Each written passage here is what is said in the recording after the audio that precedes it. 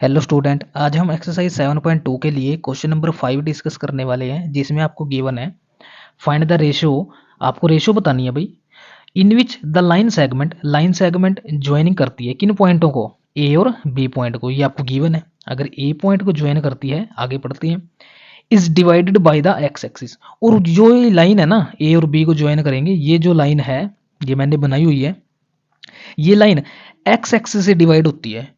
अगर ये x axis से डिवाइड होती है तो इस बात का क्या मतलब हुआ, इस बात का मतलब हुआ कि y की वैल्यू वहां पर 0 होगी।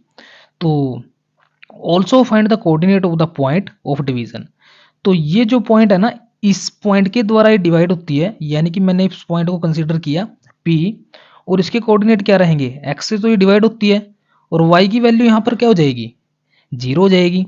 ठीक है, तो मेरे को रेशियो बतानी है यहाँ पर m1 रेशियो m2, ये चीज मेरे को बतानी है यहाँ पे। तो ठीक है, बता देंगे हम। अब देखो प्यारे बच्चों, क्वेश्चन है यहाँ पर, मेरे को पता है कि अगर रेशियो की बात हो रही है कहीं ना कहीं, तो सेक्शन फॉर्मूला की बात हो रही है, तो हम सेक्शन फॉर्मूला यूज करने वाले हैं। अब चेक करते हैं कि अगर x के कोऑर्डिनेट हमें निकालने हो तो हम क्या निकालते हैं, x2 m1 plus x1 m2 upon में m1 प्लस m2।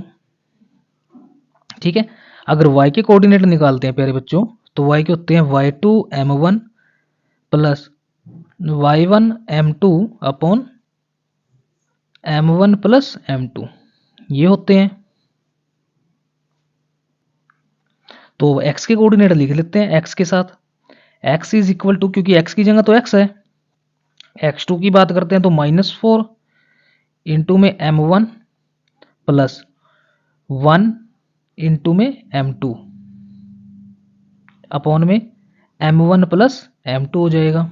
ठीक है, अगर मैं यहाँ से y निकालने की कोशिश करता हूँ तो y की वैल्यू कितनी होगी, y की वैल्यू यहाँ पे 0 है, तो 0 पुट करेंगे, 0 लिख देंगे, y लिखने की जरूरत नहीं है क्योंकि y हमने पहले ही दिखा दिया फॉर्मूला में। तो y2 की वैल्यू है 5, m1 की वैल्यू हमें निकालनी है, y1 की वैल्यू कितनी है -5, ये हो जाएगी m2 अपॉन में m1 प्लस m2। तो ठीक है, अगर ये वैल्यू मेरे पास आ चुकी है, मेरे को पता है कि यहाँ से मैं m1 और m2 की वैल्यू नहीं निकाल सकता। क्यों नहीं निकाल सकते प्यारे बच्चों, क्योंकि जब मैं m1 प्लस m2 को क्रॉस मल्टीप्लाई से इधर ले जाऊंगा तो पूरी टर्म यहाँ पे x में हो जाएगी।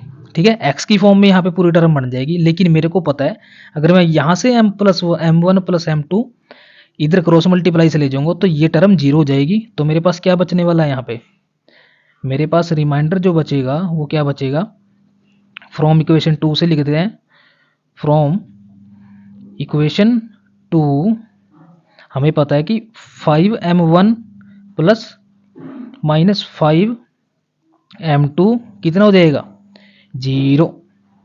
अगर ये 0 हो चुका है तो मैं इसको इधर ले जाऊंगा, ये हो जाएगा 5m1, ये इधर जाएगा प्लस का हो जाएगा,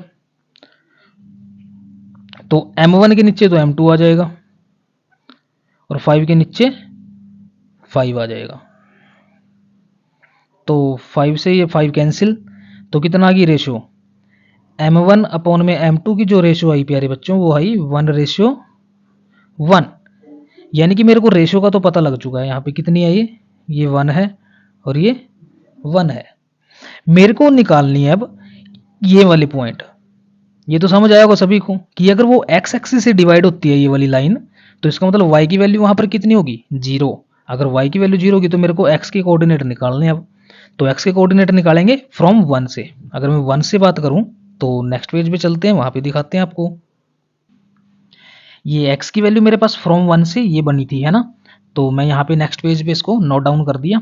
मेरे को पता है कि m1 रेशियो m2 कितना आया, मेरे पास 1:1 आया।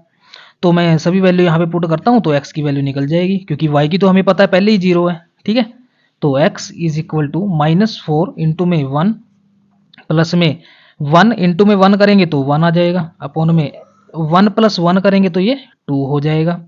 तो ये मेरे पास आ जाएगा -4 प्लस में 1 अपॉन में 2।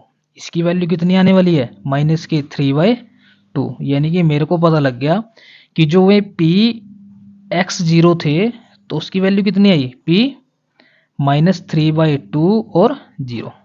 ये हमने कोऑर्डिनेट निकाल दिए और हमने जो लास्ट पेज पे निकाला है वो क्या निकाली है, रेशो निकाली है। तो हमने रेशो भी फाइंड आउट कर दी जो उसने क्वेश्चन में पूछा था आपसे। ठीक है ना। तो उम्मीद करते हैं कि आपको क्वेश्चन नंबर 5 जो है वो अच्छे से समझ आया होगा। तो प्लीज़ वीडियो को लाइक शेयर एंड सब्सक्राइब कीजिए। Thank you so much for watching a video.